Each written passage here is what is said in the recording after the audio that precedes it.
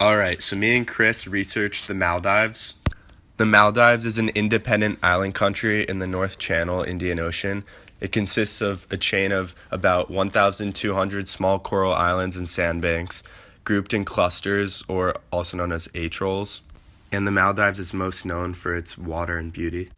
In 1955, the Maldives population was 79,714, and in 2000 it rose to 280,384. Today, the current population is 444,259. Yeah, it seems like they hit their carrying capacity in 2008. Rough. Currently in the Maldives, the crude birth rate is 18.9 births per 1,000 people, and the crude death rate is 3.9 deaths per 1,000 people. Clearly, sex ed isn't big here. Also, the current Maldives total fertility rate is 1.73 children born per woman.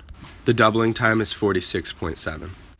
The child mortality rate has shrunk from 288.5 deaths per 1,000 live births in 1967 to 8.5 deaths per 1,000 live births in 2016.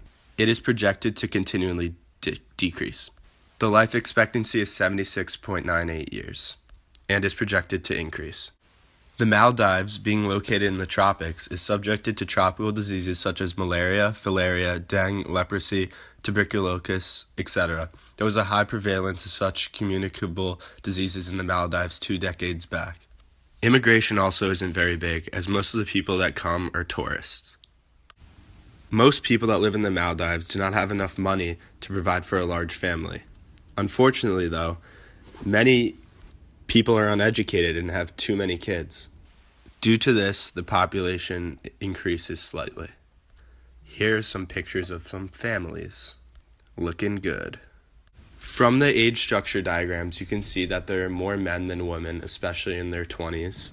Both tend to live to the same age, both males and females. It is interesting to see that there are more people living in their 20s and 30s than there are people that have been born or 0 to 10 years old. Pretty cool. Additionally, the Maldives is in the 4th stage of the demographic transition model. This is due to its low birth and death rate. In stage 4 of the demographic transition model, birth rates and death rates are both low, stabilizing total population growth. The decline in both birth and death rates of most stage 4 countries have been attributed to strong economies, highly educated citizens, and healthcare systems. Alright, so what all of this means is that the population is projected to increase slightly due to it as reaching its carrying capacity, but more people are coming to the Maldives due to its hot tourist attraction. More of these tourists that happen to have more money are trending to settle down and live in the Maldives. Transitioning from population, the Maldives is known for its beauty. Its calm, clear waters.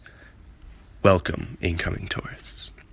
But what the travel agents don't tell you is that it's very poor and a lot of people are living on little to no money, and the disparity between poor and rich is extremely high.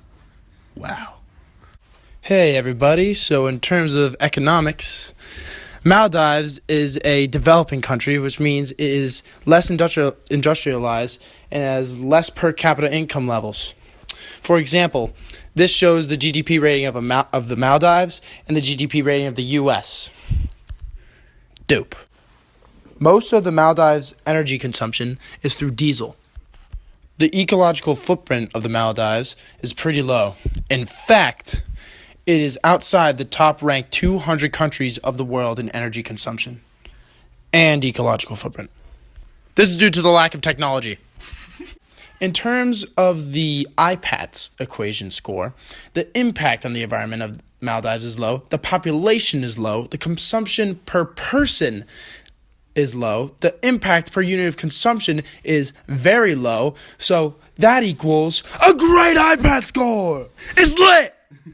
A positive influence on the change of affluence in the Maldives is that they will not have to totally rely on tourism for their income, and they can evolve and advance as a country. A negative to this is that the Maldives government will not be able to spread the money throughout the country very efficiently because they are bad. The Maldives affects the environment locally through coral mining, coral bleaching, and something called dredging. This loses biodiversity in the species around the island. This loss of biodiversity could spread throughout the ocean and cause a global problem. That would not be very good. In an urban aspect, the bad sewage treatment in the cities of Maldives has a negative effect on the environment because it can leak into the oceans. And the cities do not have a lot of clean drinking water. This is because they are a developing country. How about them apples? There is no way that the Maldives becomes a core country from a developing country. Just look at the numbers. They simply do not show any future growth. Additionally and importantly, there are no big cities in the Maldives for trade and any source of income, making it all just tourist income. Okay, Gabe. Well, I think that the Maldives does have room for improvement, and I think they can become a developed country because the tourism attraction is going to get them a lot of income, for it is not privately owned and it goes straight to the Maldivian government. The tourist attraction has made them one of the top 5 visited countries. All in all, the Maldives is a beautiful set of islands with many beautiful species and very diverse people.